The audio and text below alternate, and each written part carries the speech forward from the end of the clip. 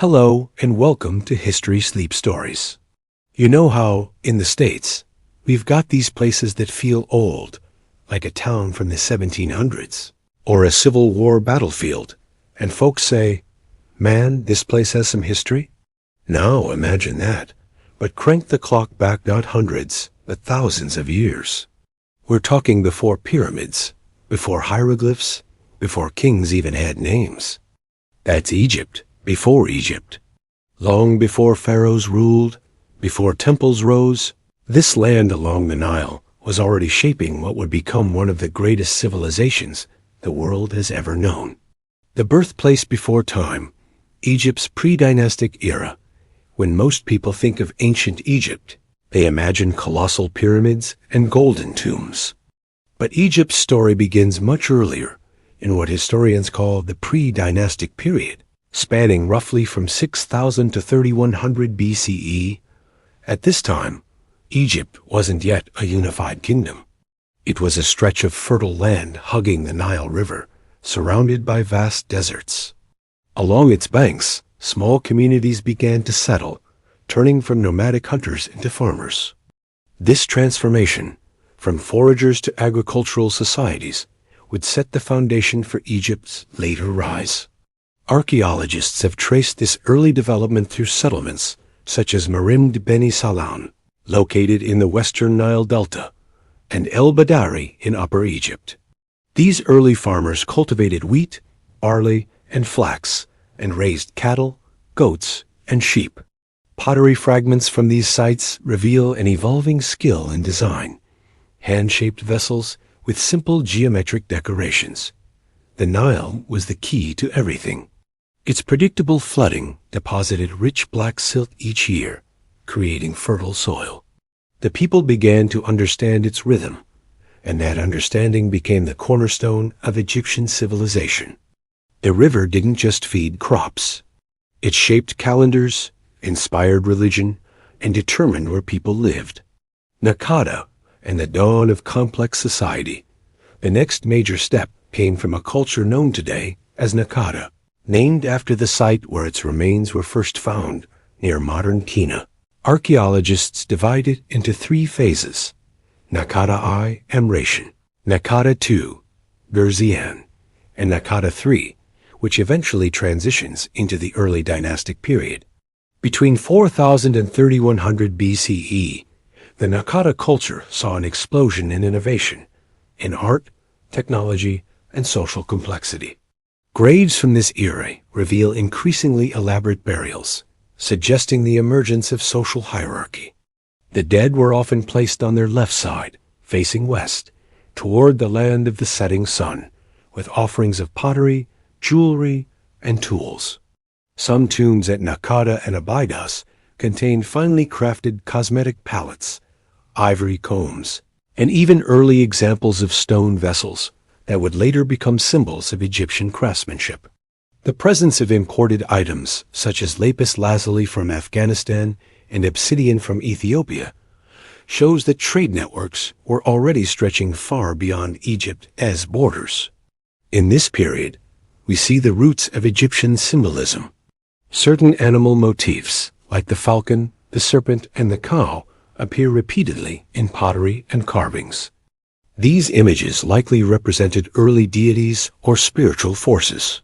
What would later become Horus, the falcon god of kingship, may have originated here thousands of years before his name was ever written. Hierakonpolis, the city of the falcon among these early centers, Hierakonpolis or Nikan, as it was known in ancient Egyptian, stands out as the largest and most influential pre-dynastic city. Located near modern Edfu in Upper Egypt, it flourished between 3500 and 3100 BCE and served as both a political and religious hub.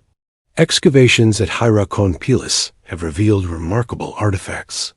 The Narmer palette, discovered there, is one of the most important relics in Egyptian history.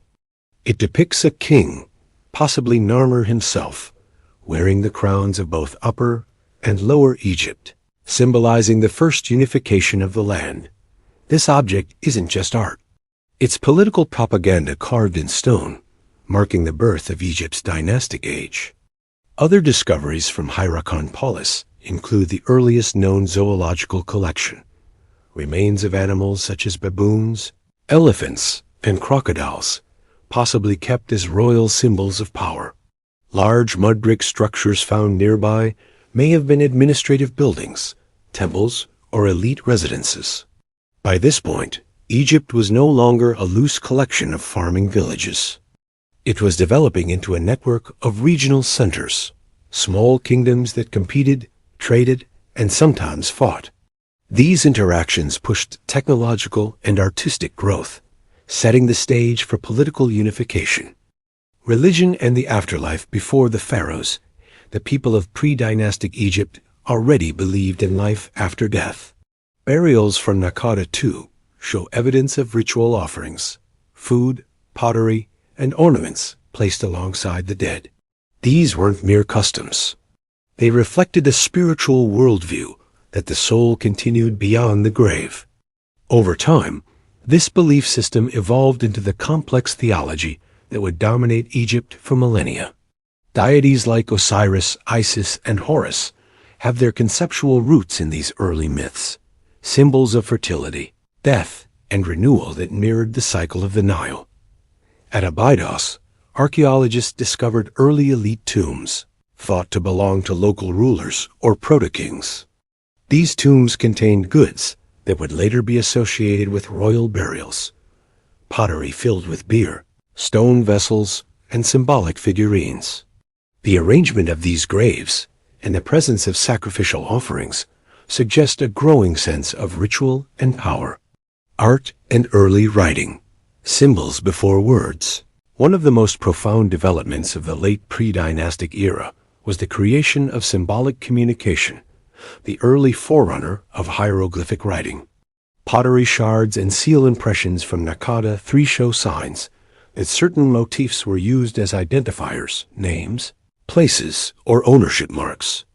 On the scorpion macehead, found at Hierakonpolis, a figure known as King Scorpion is shown wearing a white crown while digging an irrigation canal, possibly a record of an actual ruler. This image contains proto-hieroglyphs, among the earliest visual symbols that would evolve into Egypt's writing system.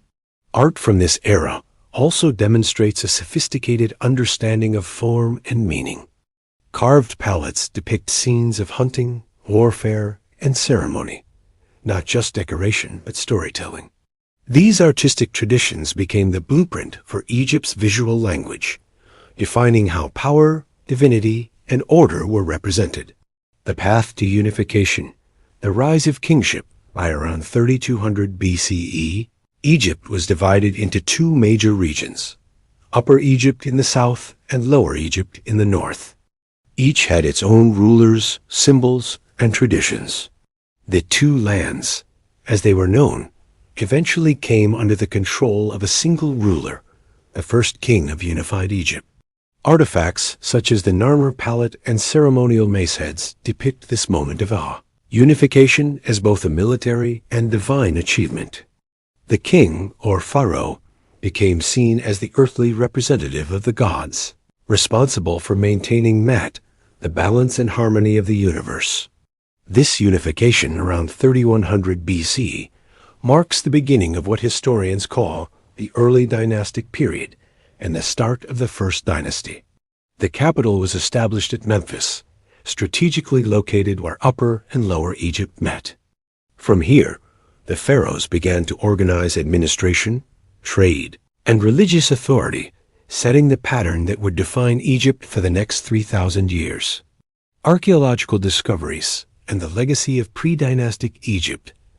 Modern archaeology has continued to uncover new evidence of these formative centuries. Sites like El Mahasna, Tarkhan, and El Amra reveal burial goods that predate the pyramids but already display incredible craftsmanship. Copper tools, stone vessels, and intricate jewelry. In 1996, excavations at Hierakonpolis uncovered a large ceremonial complex believed to be associated with early kingship rituals. Researchers found decorated walls, pottery fragments, and evidence of large-scale feasting, possibly early state ceremonies celebrating power or religious events.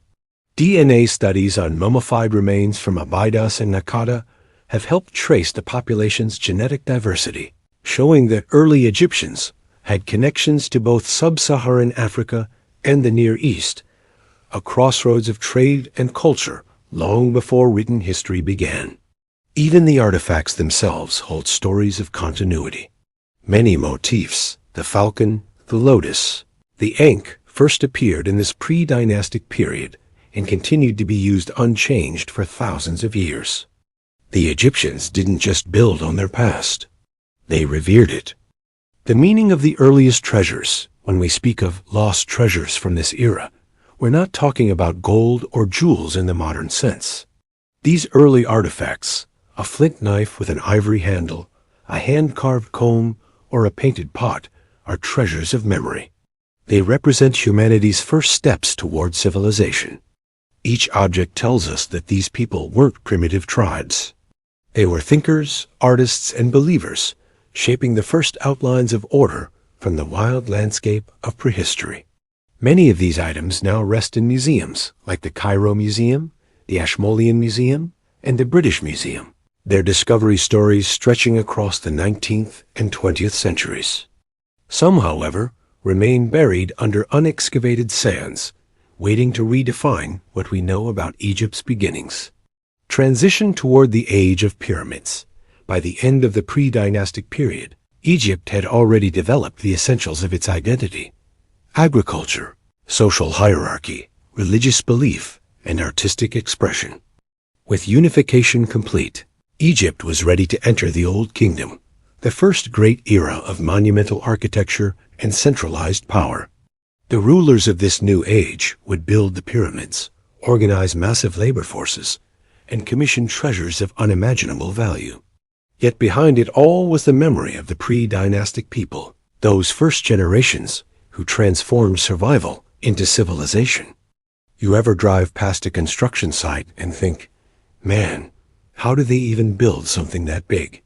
Now imagine doing that 4,500 years ago, with no cranes, no machines, and no power tools. Just stone, sweat, and math. That's what the ancient Egyptians did during what we now call the Old Kingdom. This was the age when kings became gods, stone became eternity, and the idea of treasure meant not gold for spending, but offerings to secure immortality. The rise of the Old Kingdom, a civilization in full form. Historians mark the Old Kingdom as the period from 2686 to 2181 BCE, covering Egypt's 3rd to 6th dynasties. This was the first great phase of Egyptian civilization, a time of centralized government, monumental architecture, and artistic perfection that laid the blueprint for the next 2 millennia. The unification of Egypt under the 1st and 2nd dynasties had established a royal capital at Memphis, near modern Cairo. By the 3rd dynasty, Egypt had achieved a stable administration capable of organizing massive construction and agricultural projects. The pharaoh was no longer seen as a powerful ruler. He was regarded as a living god, the embodiment of divine order, or Mat. This divine kingship created an entirely new vision of wealth and eternity. The greatest treasure of this time wasn't jewelry or gold. It was stone, shaped into pyramids and temples designed to outlast death itself. Djoser and the Step Pyramid, Egypt's first monument to eternity. The first great leap in monumental architecture came under King Djoser, who ruled around 2667-2648 BCE. His name might not be as famous as Khufu's, but his legacy is monumental. He commissioned the Step Pyramid of Saqqara, the first large-scale stone structure in human history. Djoser's architect was Imhotep, a name still revered today. More than an engineer, Imhotep was a priest, physician, and mathematician. He conceived a design unlike anything the world had seen before. A 6-layered pyramid rising 60 meters high, built entirely from limestone blocks. This structure wasn't just a tomb. It was a statement that the king's power extended beyond life and death. The step pyramid complex at Saqqara wasn't limited to the pyramid itself. It was surrounded by courtyards, temples, and ceremonial buildings enclosed by a massive limestone wall. Excavations have uncovered underground chambers lined with blue faience tiles and filled with offerings, jars, and symbolic items meant to serve the king in the afterlife. This innovation transformed Egypt's concept of the afterlife. The king's tomb was no longer a hidden chamber.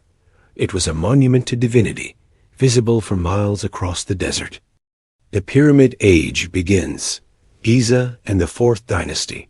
The next dynasty, the Fourth Dynasty, c. 2613 to 2494 BCE, represents the zenith of the Old Kingdom, the era of the great pyramid builders, Sneferu, Khufu, Khafre, and Menkaure. Sneferu's architectural revolution. King Sneferu, founder of the Fourth Dynasty, transformed pyramid building into a science. He built at least 3 major pyramids, each improving on the last: the Medem Pyramid, the Bent Pyramid at Dashur, and the Red Pyramid, also at Dashur. The Medem Pyramid, once stepped and later smoothed, collapsed during construction, but it provided lessons in design. The Bent Pyramid, with its sudden change in angle halfway up, demonstrates experimentation with structural stability. Finally, the Red Pyramid achieved the perfect geometric shape, a true pyramid, and became Egypt's first successful smooth-sided monument. Sneferu's achievements set the foundation for his son Khufu, known to the Greeks as Cheops, to build the most iconic structure of all time, the Great Pyramid of Giza. Khufu and the Great Pyramid, the ultimate tomb. Constructed around 2560 BCE, the Great Pyramid originally stood about 146 meters, 480 feet tall, making it the tallest structure on Earth for over 3,800 years. It's estimated to contain around 2.3 million limestone blocks, each weighing between 2 and 15 tons. What's remarkable isn't just its size, but its precision. The base sides differ in length by less than 2 inches. The pyramid's alignment with the cardinal points, north, south, east, and west, is nearly perfect. Modern engineers still debate how it was built, with theories ranging from straight ramps to circular internal pathways. The interior of the Great Pyramid contains the King's Chamber, Queen's Chamber, and a grand gallery, passageways, and chambers designed for the king's journey into the afterlife. Inside the King's Chamber lies a massive red granite sarcophagus, likely once containing Khufu's mummified remains. However, when the pyramid was first opened in antiquity, the chamber was empty. Whatever treasures it once held, gold statues, ceremonial items, sacred texts, have never been found.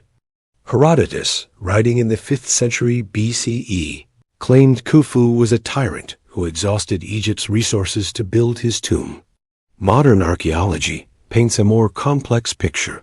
Evidence from workers' villages near Giza shows that tens of thousands of skilled laborers, not slaves, built the pyramids, provided with food, housing, and medical care. Their tools, graffiti, and hieroglyphic marks found near the site tell a story of national pride and divine purpose, not oppression. Khafre, Menkaure, and the guardian of stone Khufu's successors continued his vision. His son Khafre built the second pyramid at Giza, slightly smaller than his father's, but more elevated on the plateau, giving it an illusion of greater height.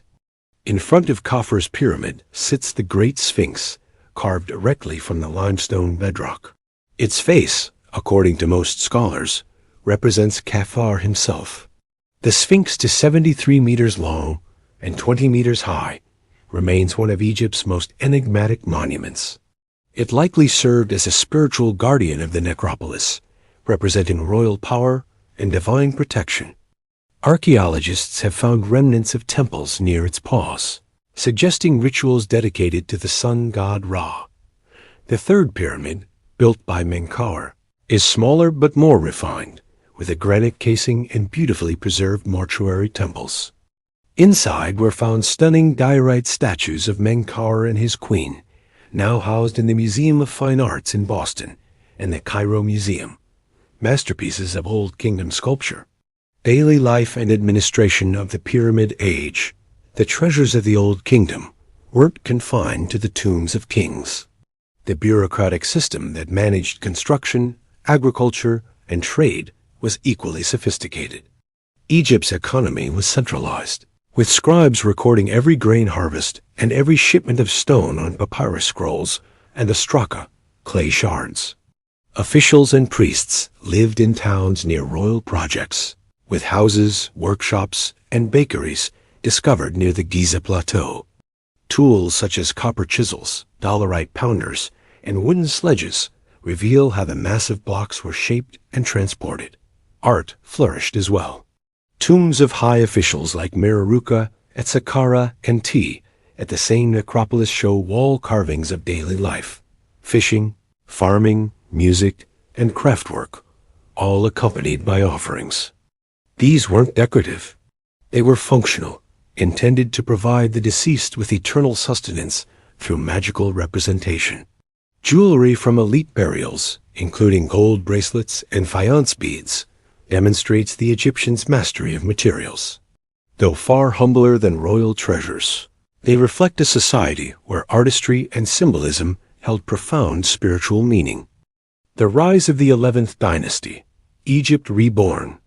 The man credited with restoring Egypt's unity was Mentuhotep II, who ruled from c. 2055 to 2004 BCE, a Theban ruler. Mentuhotep defeated his rivals in Heracleopolis and brought all of Egypt under his control. This event marks the beginning of the Middle Kingdom, a new era of stability, centralized government, and cultural revival. The capital moved to Thebes initially, then later to Ichtoi, near modern El-Lisht, under the 12th dynasty. Mentuhotep II's mortuary temple at Deir el-Bahari, on the west bank of Thebes, represents a key architectural innovation. Unlike the Old Kingdom pyramids, it was built into a cliffside and combined a temple complex with terraced courtyards. This design blended natural and constructed forms, a concept that would influence Egyptian architecture for centuries. Excavations at Deir el-Bahari have revealed fragments of painted reliefs, statues, and offering tables, many of which display a refined realism absent in earlier periods. The rediscovered remains show that Mentuhotep saw himself not just as a ruler, but as a divine restorer, the one who brought Egypt from darkness into light. The 12th dynasty, the golden core of the Middle Kingdom. If the 11th dynasty reunited Egypt, the 12th dynasty, c. 1985 to 1795 BCE, perfected it. This dynasty produced some of Egypt's most capable and visionary rulers, including Amenhotep I, Senusret I, Senusret II, Senusret III, and Amenhotep III. Amenhotep I moved the capital to Ichtoi, near the Fayum oasis, to secure Egypt's central regions and better control both Upper and Lower Egypt. From here, a strong bureaucracy was established, efficient, organized, and loyal to the crown. Under these rulers, Egypt regained its wealth through trade and agriculture. Massive irrigation projects expanded farmland in the Fayum, and mining expeditions reached as far as Nubia and Sinai for gold, copper, and turquoise. The Wadi Hammamat inscriptions still record the names of expeditions and officials who led them, providing direct evidence of this state-controlled enterprise. Artistic and cultural revival. The realism of the Middle Kingdom art took a strikingly different direction from the idealized perfection of the Old Kingdom. Statues and reliefs from this period, especially those depicting kings, often show realistic, even weary faces, lined with age, with deep-set eyes and thoughtful expressions. This shift reflected a new philosophy of kingship. The pharaoh was still divine, but also human, responsible for his people, not distant from them. Statues of Senusret III, for example, show a ruler with a furrowed brow and a stern, contemplative gaze. Scholars interpret this as a symbol of a strong, pragmatic ruler who bore the burdens of governance.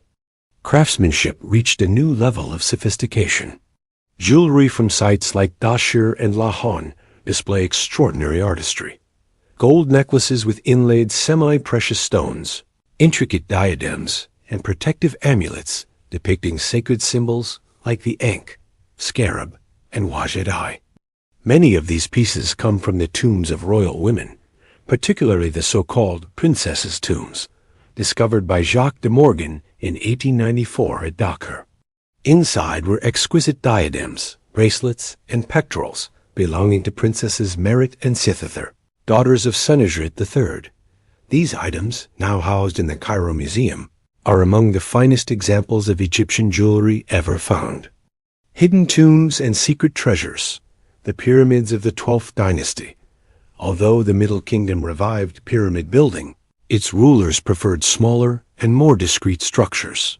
Unlike the colossal monuments at Giza, these pyramids were constructed mainly of mud brick with limestone casing, cheaper, faster to build, but less durable. At El Lahan, the Pyramid of Senusret II hides one of the most fascinating burial designs in Egyptian history. The entrance was deliberately concealed, placed not on the pyramid's north side, as tradition dictated, but hidden beneath the pavement on the south.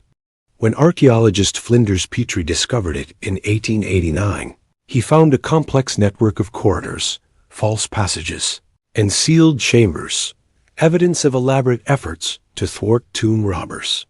Although Senusret II's burial chamber had been plundered in antiquity, fragments of gold leaf, alabaster vessels, and carved wooden coffins survived. Nearby, the tombs of royal women yielded treasures beyond imagination, including the famous diadems and jewelry now displayed in Cairo. At Hawara, Amenhotep III constructed another pyramid known for its labyrinthine design.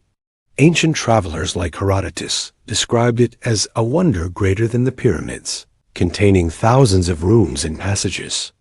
Modern excavations confirm that Amenhotep's mortuary complex was vast, though its superstructure is now in ruins. The Greek term labyrinth likely originated from this site. The spirit of the afterlife, coffins and texts. The Middle Kingdom also saw major religious and literary innovations. During the Old Kingdom, only pharaohs were believed to have access to the afterlife, as described in the pyramid texts. In the Middle Kingdom, that privilege expanded. Common nobles began to include coffin texts, magical spells and prayers written inside their wooden coffins, intended to guide the deceased safely through the afterlife. These inscriptions are direct ancestors of the later Book of the Dead. They describe the journey of the soul through various trials, emphasizing personal morality and divine judgment. The concept of mat, balance and justice, became a moral ideal for all, not just royalty. Coffins from sites like Bersha, Deir el-Bersha, and Asayat display remarkable inscriptions and illustrations, painted in vibrant red, green, and black pigments. Each coffin was both a protective shell and a spiritual map. Literature and wisdom, voices from the Middle Kingdom. For the first time in Egyptian history, written literature flourished as an art form.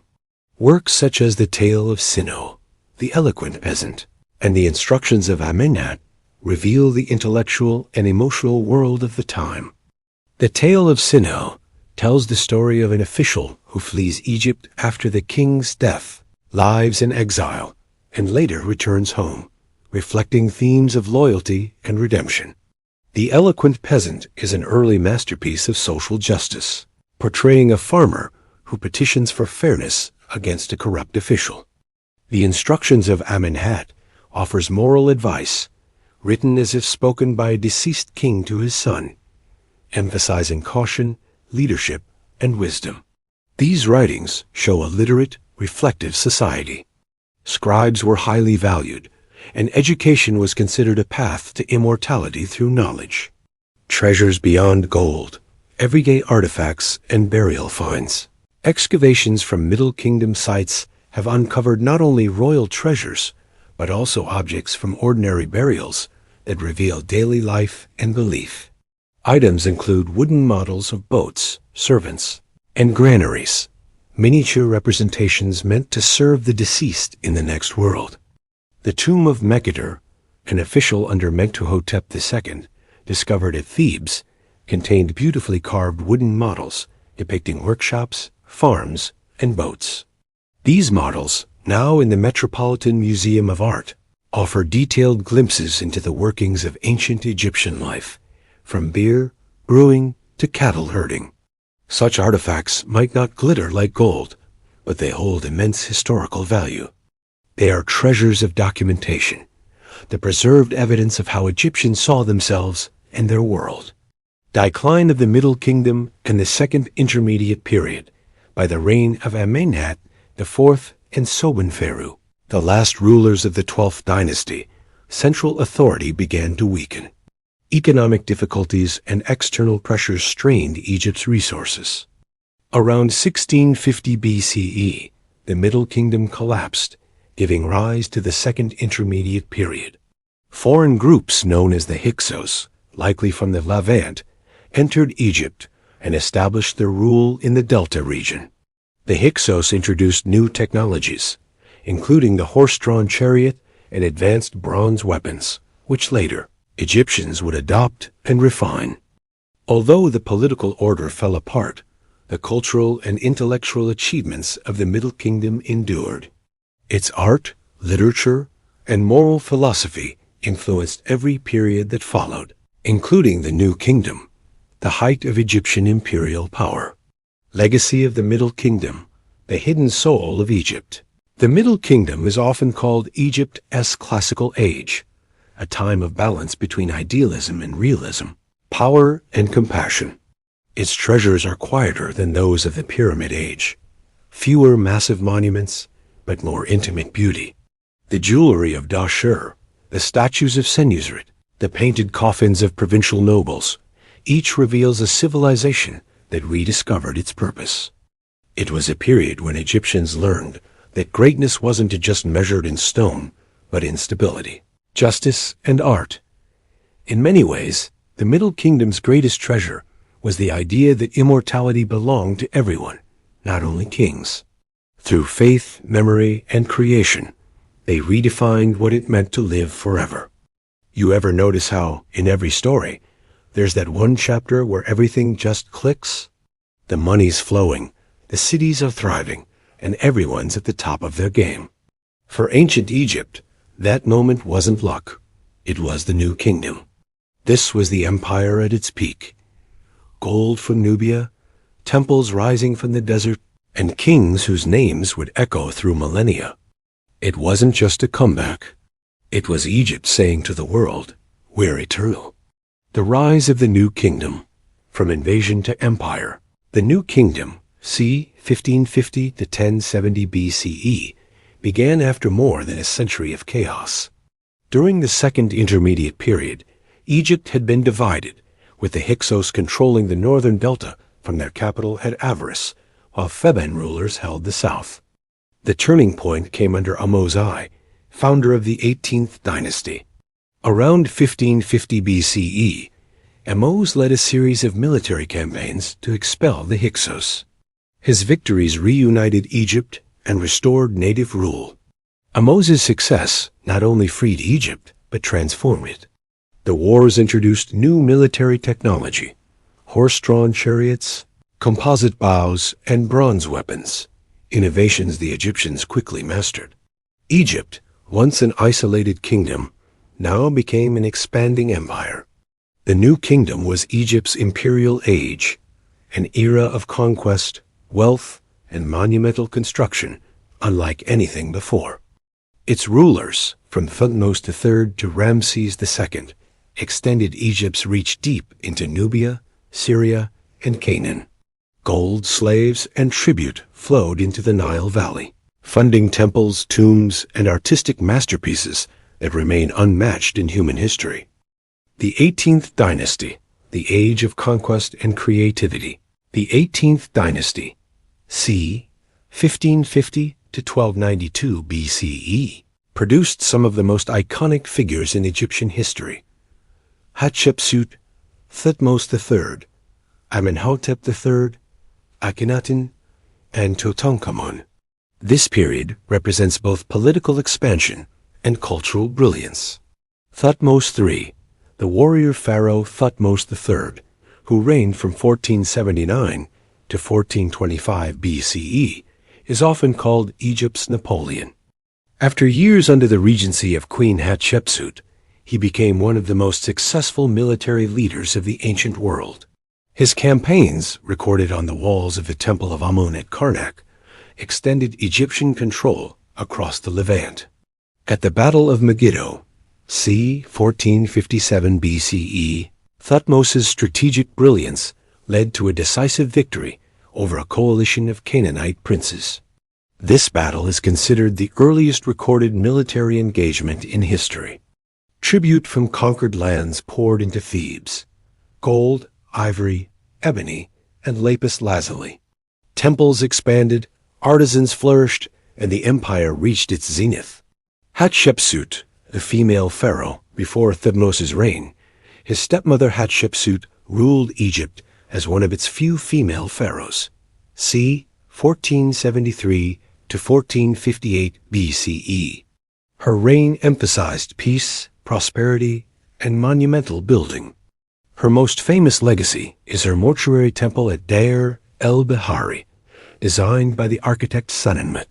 Carved directly into limestone cliffs, the temple features grand terraces, colonnades, and detailed reliefs illustrating her divine birth and trading expeditions, particularly to the fabled land of Punt, likely located in modern-day Eritrea or Somalia.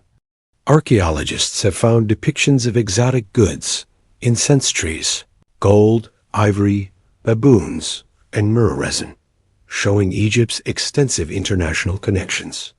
Hatshepsut's image was later defaced and her name removed from monuments, possibly under Thutmose III's successors, reflecting the uneasy relationship between gender, power, and legitimacy in pharaonic rule.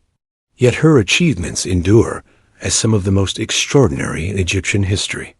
Amenhotep III, the zenith of peace and art under Amenhotep III, 1391 to 1353, Egypt reached a peak of wealth and international prestige.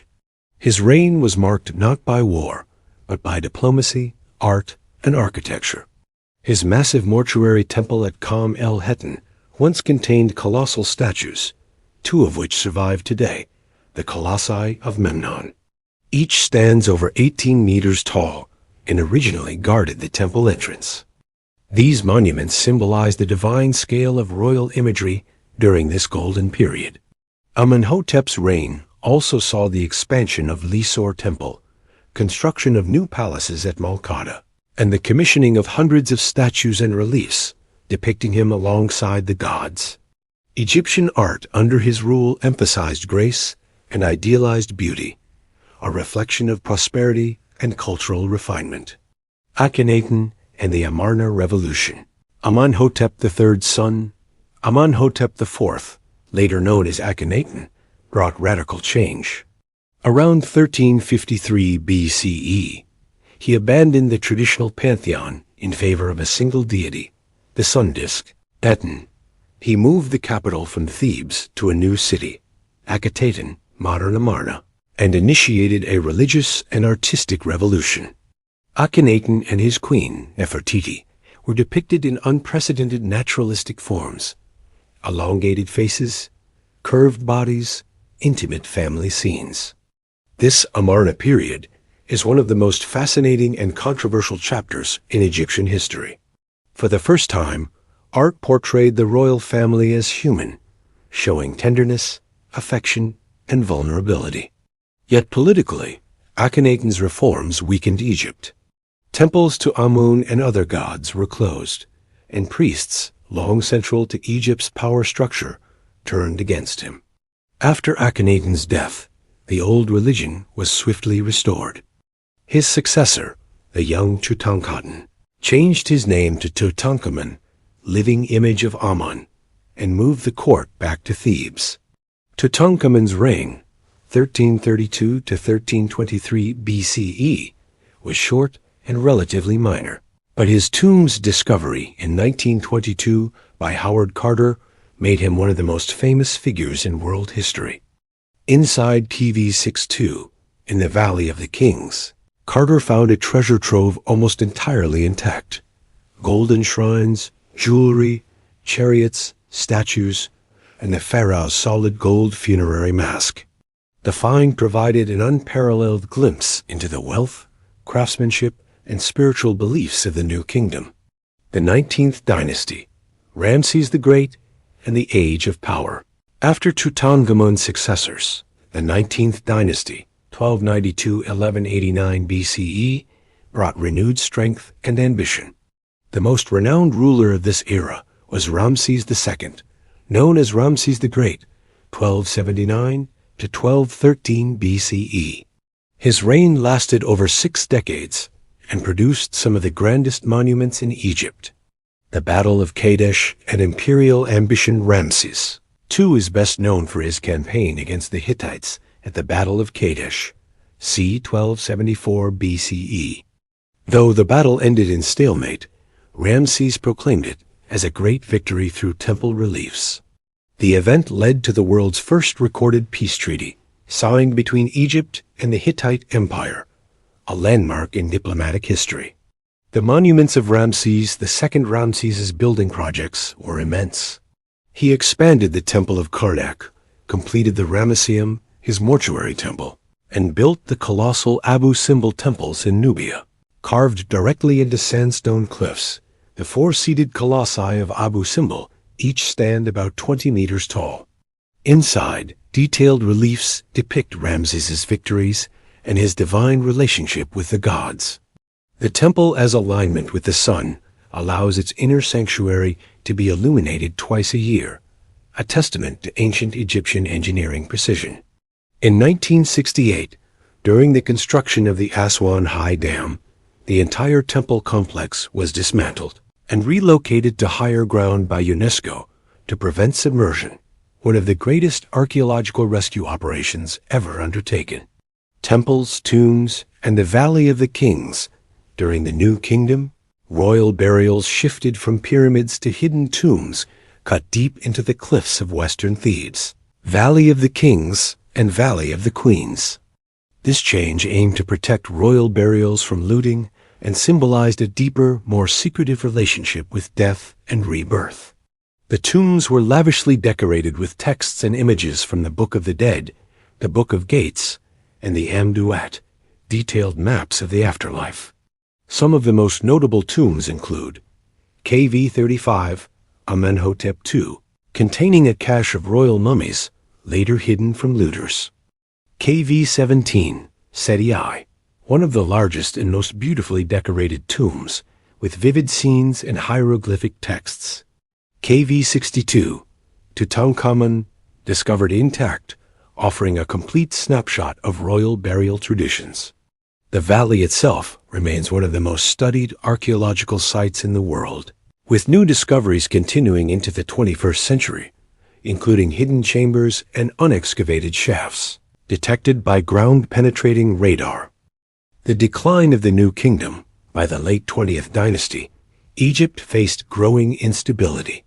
Successive rulers struggled with economic decline, internal corruption, and foreign invasions. The last powerful pharaoh, Ramses III, 1186 to 1155 BCE, defended Egypt against the Sea Peoples, but was eventually assassinated in a palace conspiracy. Tomb robbery became rampant, even in the Valley of the Kings. The tomb robbery papyrus records detailed investigations into stolen gold and sacred goods, a tragic sign of moral and social decay. By around 1070 BCE, Egypt split again, with rival powers in Thebes and Tanis, marking the start of the Third Intermediate Period. The treasures of the New Kingdom, a legacy of greatness. The treasures of the New Kingdom were not only in gold, but in innovation and memory. Temples like Karnak, Luxor, and Abu Simbel remain testaments to architectural genius. The art of this era achieved perfection in proportion, realism, and symbolism. Even after millennia, the names of its rulers, Hatshepsut, Thutmose III, Akhenaten, Tutankhamun, Ramses II, endure as emblems of ancient greatness. The empire's expansion, diplomacy, and monumental art left a legacy so enduring that every later age of Egyptian civilization looked back to the new kingdom as its golden ideal. It was the age when Egypt wasn't just a nation, it was the world's beating heart of civilization. You know how sometimes a legend just refuses to die? Like an old sports team that keeps making comebacks, even after everyone says they're done? That's Egypt in the late period. The glory days were long gone, the pyramids already ancient, and yet, the land of the Nile wouldn't stop fighting for its past. This was a time when kings, conquerors, and even thieves all chased the same thing, the lost power, the divine gold, and the promise of eternity. The third intermediate period, the end of empire, by around 1070 BCE, the new kingdom had collapsed. Egypt was no longer the superpower it once was. The country broke into fragments. Northern Egypt ruled from Tanis by the 21st dynasty, while Thebes in the south came under the control of powerful high priests of Ammon. This division marks the beginning of the third intermediate period, 1070 to 664 BCE, an age of decentralization and political decay, yet one still rich in culture and faith. Pharaohs of this time lacked the resources of their predecessors. Temples still operated, but the grand architectural projects of the new kingdom came to an end. Gold was scarce, and royal tombs were increasingly plundered, even by those entrusted to protect them. The tomb robbery papyri, including the Abbot Papyrus and Amherst Papyrus, describe detailed investigations into stolen treasures from the Valley of the Kings. Priests, workers, and guards were accused of breaking into tombs, melting gold, and selling it to traders. The accounts read like criminal reports, offering rare glimpses into corruption and desperation. In an effort to protect what remained, priests secretly reburied royal mummies in hidden caches. Two of the most famous, DB320 at Deir el-Bahari and KV35, Amenhotep II's tomb, were discovered in the late 19th century, containing dozens of royal mummies, including those of Ramses II, Seti I, and Thutmose III. These caches saved Egypt's kings, if not their treasures, from total loss. The Libyan and Nubian dynasties, Egypt's foreign pharaohs. As central control weakened, Egypt became vulnerable to foreign rule. The 22nd and 23rd dynasties, 945 to 715 BCE, were founded by Libyan military leaders who had settled in Egypt generations earlier. They adopted Egyptian titles, built temples, and worshipped Egyptian gods, blending cultures in the process. Among them, Shoshenq I, 943 to 922 BCE, known in the Bible as Shishak, led a campaign into Israel and Judah, mentioned in both hieroglyphic inscriptions and the Old Testament. His reign demonstrates how Egyptian influence still extended into the Levant, though it was far less dominant than before. Later, in the 25th dynasty, c. 747 to 656 BCE, Egypt fell under the control of the Kushites, rulers from Nubia, modern Sudan. Their kings, Pi, Shabaka, Taharka, and Tanu-Taman, saw themselves as restorers of ancient Egyptian tradition. They revived pyramid building in their homeland, at sites such as El Kuru and Nuri, where dozens of Nubian pyramids still stand today. The Kushite pharaohs restored temples and promoted devotion to Ammon, striving to bring Egypt back to its sacred roots. Under Taharka, Egypt experienced a brief renaissance of wealth and piety, but soon faced a new, unstoppable power from the east, the Assyrians. Assyrian invasion and the fall of Thebes. The Assyrian Empire, centered in Mesopotamia, was one of the most aggressive military powers in ancient history. Around 671 BCE, the Assyrian king Esarhaddon invaded Egypt, defeating Taharka's forces and capturing Memphis. Later, in 667 BCE, Ashurbanipal launched another campaign, devastating Thebes and plundering its temples. The Assyrian records boast of looting gold, silver, and sacred statues, treasures accumulated over centuries. Thebes, once the spiritual capital of Egypt, never fully recovered.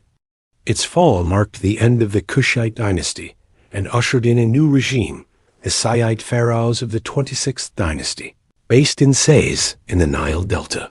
The Saite Renaissance, Egypt's last native revival under the 26th dynasty, 664–525 BCE. Egypt experienced a final period of native revival, often called the Saite Renaissance.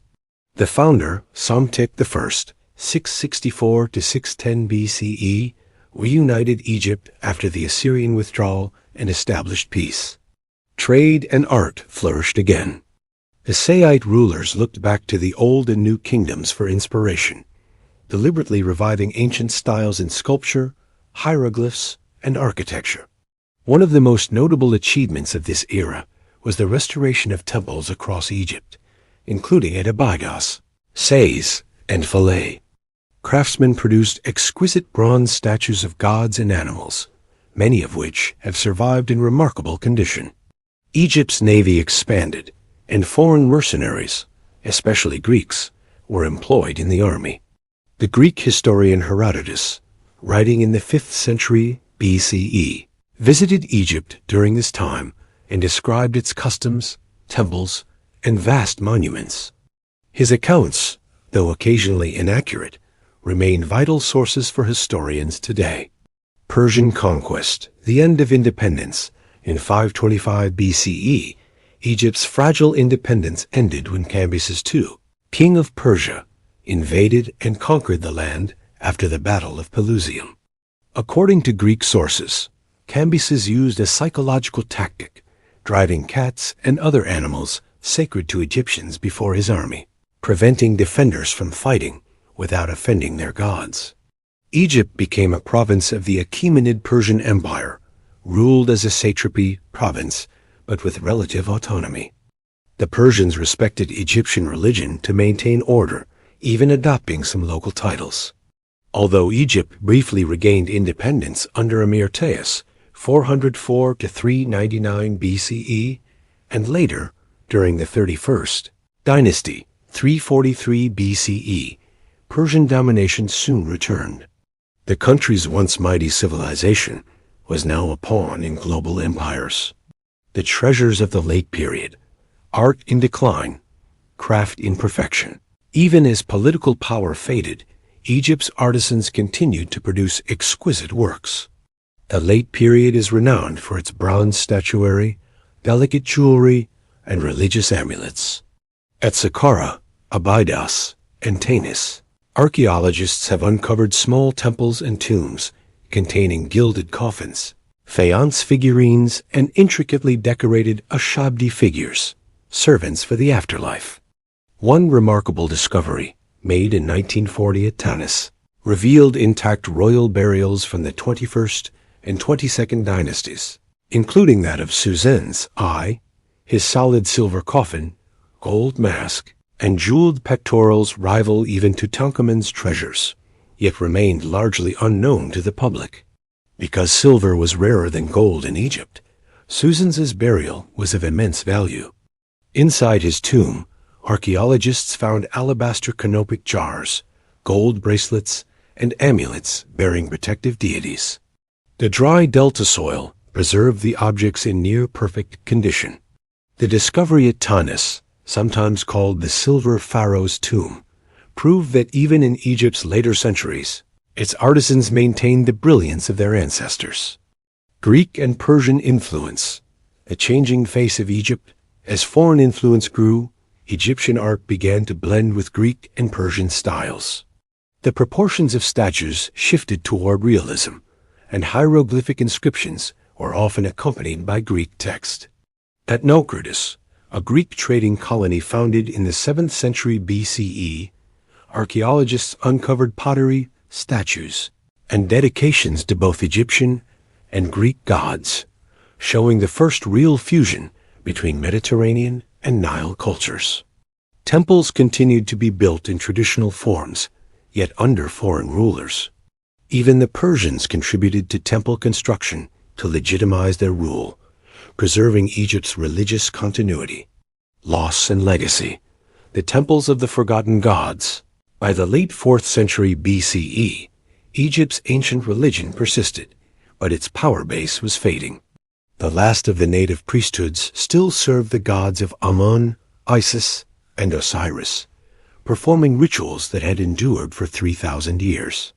However, centuries of tomb robbery and looting had taken their toll. The Valley of the Kings, once filled with royal treasures, had been stripped bare long before the late period. Gold, papyrus, and sacred statues were melted, burned, or smuggled abroad. Yet some temples survived, silent witnesses to the dying age. The Temple of Hybis in the Karga Oasis, built during Persian rule, is one of the last major temples constructed in traditional Egyptian style. Its reliefs show the gods of old, still honored even as foreign kings ruled the land. Cleopatra and Rome. Love, power, and the end of a dynasty. Cleopatra's alliance with Julius Caesar produced a son, Caesarion, Ptolemy V. After Caesar's assassination in 44 BCE, she faced new uncertainty. Rome descended into civil war between Caesar's successors, Mark Antony and Octavian, the future Augustus. Cleopatra aligned herself with Antony, meeting him at Tarsi in 41 BCE and securing an alliance that was as strategic as it was romantic. Antony's relationship with Cleopatra caused scandal in Rome. Together, they ruled from Alexandria, and Antony even recognized Caesarion as Caesar's true heir. Their court was known for lavish ceremonies, treasures of gold and silver, and immense luxury, symbols of Egypt's wealth and cultural pride. In 34 BCE, the donations of Alexandria saw Antony granting territories to Cleopatra and her children, declaring her queen of kings. To Octavian, this was an act of betrayal. Egypt was becoming a rival power again, led by a queen who challenged Roman authority. The Battle of Actium and the fall of Egypt conflict was inevitable. In 31 BC, Octavian's forces met those of Antony and Cleopatra in the Battle of Actium, a naval engagement off the western coast of Greece. Cleopatra commanded part of the Egyptian fleet, but when the tide turned against them, she withdrew, followed by Antony. Their forces disintegrated, and both retreated to Egypt. A year later, Octavian invaded. Facing defeat, Antony committed suicide. Cleopatra, refusing to be paraded through Rome as a captive, chose death over humiliation. Ancient writers claim she arranged to be bitten by an asp, though some modern historians suggest poison. Her death in 30 BCE marked the end of the Ptolemaic dynasty and the fall of ancient Egypt as an independent civilization. After her death, Egypt became a Roman province, ruled by governors under the emperor. Octavian, now Augustus, took control of Egypt's immense wealth, grain production, and sacred sites. The treasures of the pharaohs, both ancient and recent, were transported to Rome, filling temples and palaces across the empire. A transformation under Roman rule. Under Roman administration, Egypt remained a vital economic center. The annual grain shipments from the Nile fed the population of Rome. Temples continued to function, and priests maintained ancient rituals, but the cultural balance had shifted. Latin and Greek became dominant, and Egyptian hieroglyphs began to fade from use. Over the next few centuries, the old religion declined. The construction of new temples ceased, and many existing ones were repurposed or abandoned. The last known hieroglyphic inscription, written at Philae in 394 CE, marks the symbolic end of ancient Egyptian writing. The gods who had once ruled over the land of the Nile were replaced by new faiths as Christianity spread through the empire. Still, the Roman fascination with Egypt never faded. Obelisks were shipped to Rome and erected in its squares. Egyptian motifs influenced art, architecture, and religion. The mystery and majesty of the Nile became a symbol of ancient wisdom and exotic wonder. Lost treasures and the legacy of the last pharaoh, the final centuries of ancient Egypt, left behind layers of treasures now buried or lost. Many of Cleopatra's palaces and temples in Alexandria sank beneath the sea after earthquakes and coastal shifts. Archaeological excavations in the harbor have revealed parts of her royal quarter columns, statues, and coins bearing her likeness. Yet, her tomb remains undiscovered, one of archaeology's most enduring mysteries. Egypt's transformation under the Greeks and Romans marked both an ending and a continuation. While the line of pharaohs ended with Cleopatra, the essence of Egyptian civilization, its art, its architecture, and its fascination with eternity, persisted.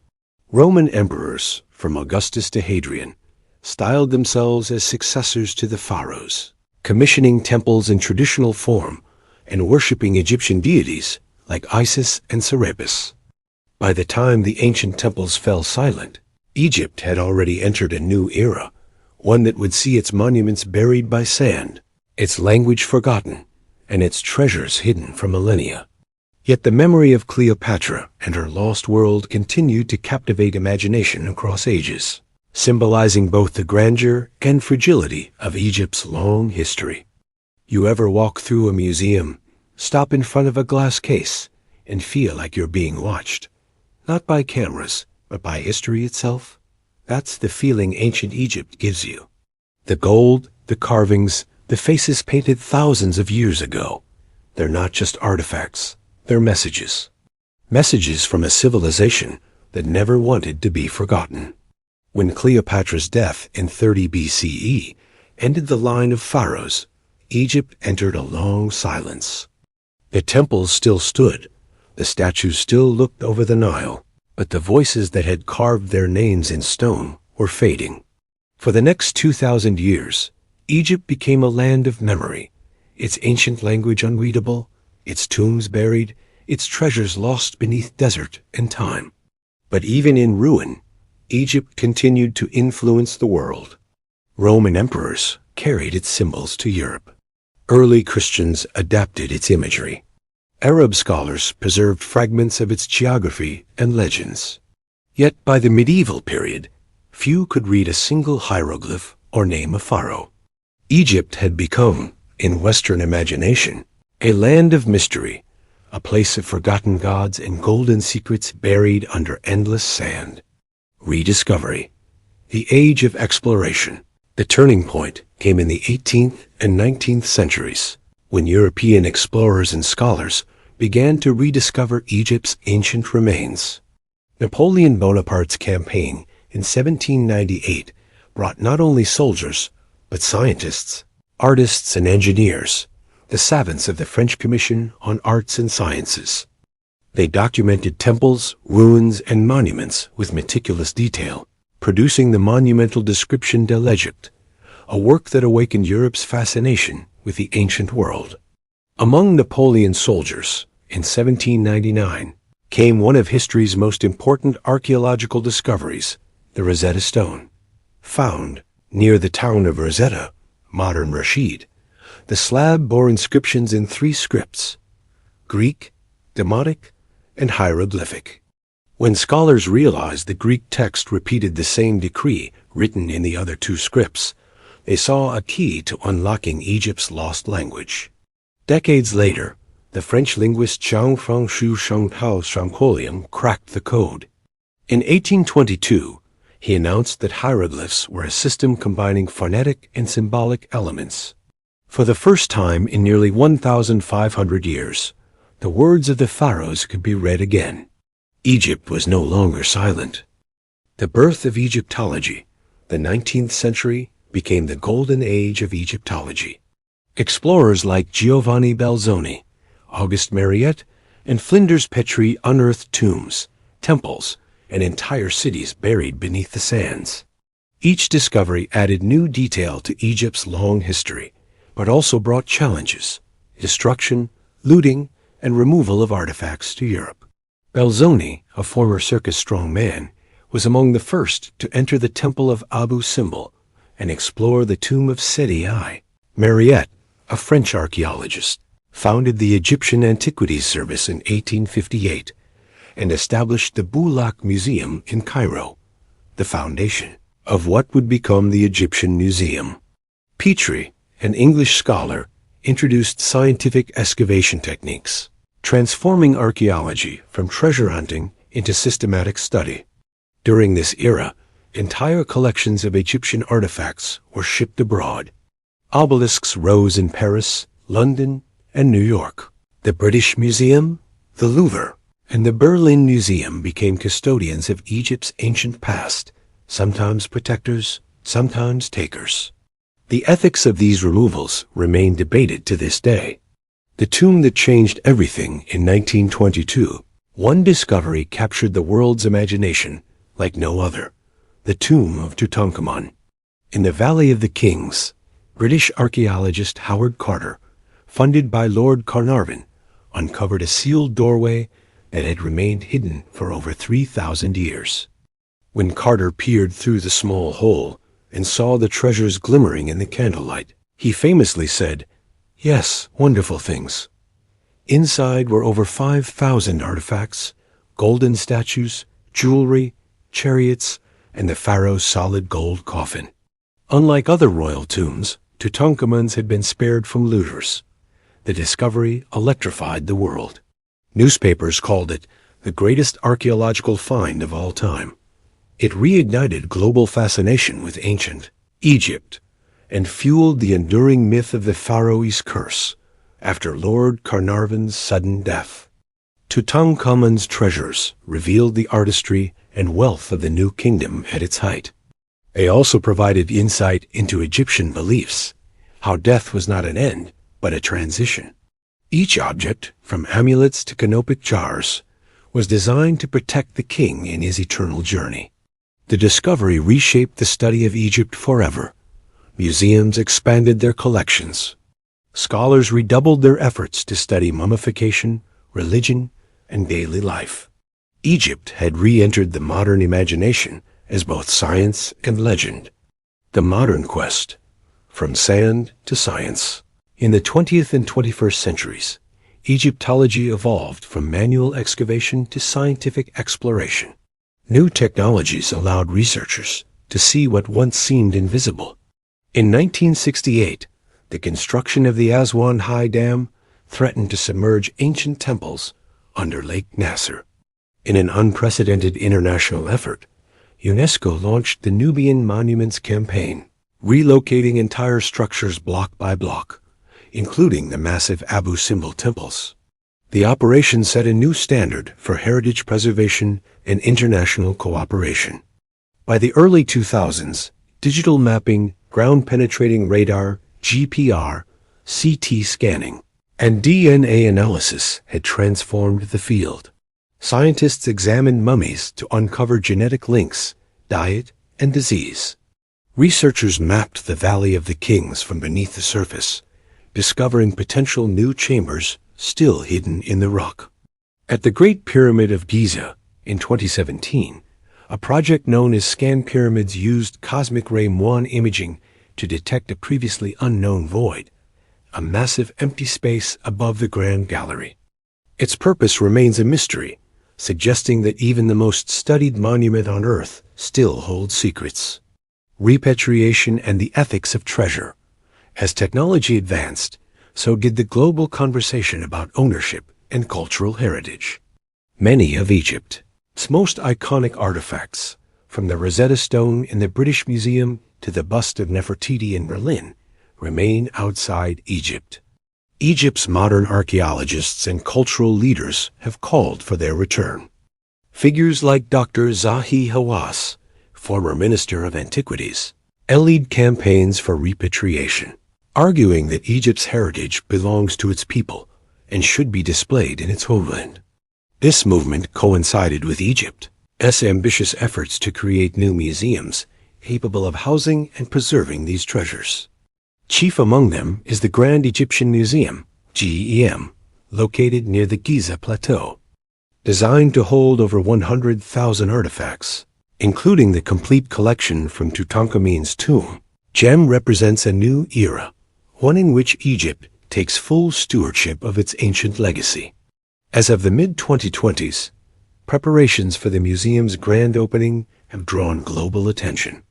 Its architecture mirrors the surrounding pyramids, blending modern design with ancient geometry. The museum is envisioned not just as a display hall, but as a space for education, research, and cultural renewal. Egypt's living heritage.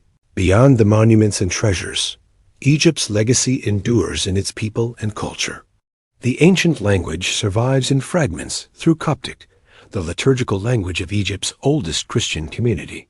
Many traditions, symbols, and crafts trace their roots back to pharaonic times, from folk art motifs to agricultural rituals along the Nile. Modern Egyptians walk among the ruins of a civilization that shaped the very idea of history. The Nile still floods, the temples still rise, and in every village there are echoes of stories thousands of years old. Archaeology continues not only in famous sites like Luxor or Saqqara, but in places barely mapped where local workers, scientists, and historians work side by side to uncover what remains. Egypt's connection to its past is also a story of resilience. Through conquest, colonization, and modernization, the country has managed to preserve a continuous link to its heritage, adapting it, protecting it, and redefining it for each generation. The future of the past today, the study of Egypt's lost treasures, is no longer limited to archaeologists. Satellite imaging, 3D scanning, and virtual reconstruction are revealing ancient landscapes invisible to the naked eye. Entire cities once buried beneath the desert are being digitally rebuilt, temples restored, murals recolored, tombs made accessible through virtual tours. Projects like the Digital Giza Archive, run by Harvard University, have created open-access databases where anyone can explore Egypt's monuments in detail. In Alexandria, underwater archaeology continues to uncover the submerged remnants of the Ptolemaic royal quarter, possibly including the lost tomb of Cleopatra. These discoveries redefine what lost treasure really means. It's not only gold and jewels, but the knowledge, art, and stories that connect humanity to its origins. Egypt's greatest wealth was never just material. It was its understanding of time, death, and eternity. The eternal legacy. After 5,000 years, Egypt still captures the world's imagination like no other civilization. From the earliest farmers of the Nile to the builders of the pyramids, from the priests of Karnak to Cleopatra's court, and from the tombs of the Valley of the Kings to the digital archives of today, Egypt's story is one of continuity. The treasures that survive, statues, amulets, papyri, gold masks, are not simply remnants of the past. They are the evidence of a people who refused to be forgotten. Every scarab, every inscription, every buried chamber is part of a vast memory system that outlived its creators. Modern Egypt stands not as a relic, but as a living descendant of that legacy. Its museums, temples, and scholars ensure that the story continues, that the voices carved into stone 5 millennia ago still speak to the present. And in that sense, the lost treasures of Egypt were never truly lost. They were waiting for someone to listen, to understand, and to carry the message forward into the future. And that brings us to the end of our journey through the lost treasures of Egypt. From the first villages along the Nile to the golden tombs of pharaohs, from the fall of Cleopatra to the rediscovery of Egypt's forgotten cities, we've walked through 5,000 years of human ambition, artistry, and memory. These aren't just stories of kings and temples. They read the story of how a civilization sought eternity, and in many ways found it. Thank you for joining us tonight. Stay tuned, because there are countless more worlds to uncover right here on History Sleep Stories, where history never truly sleeps.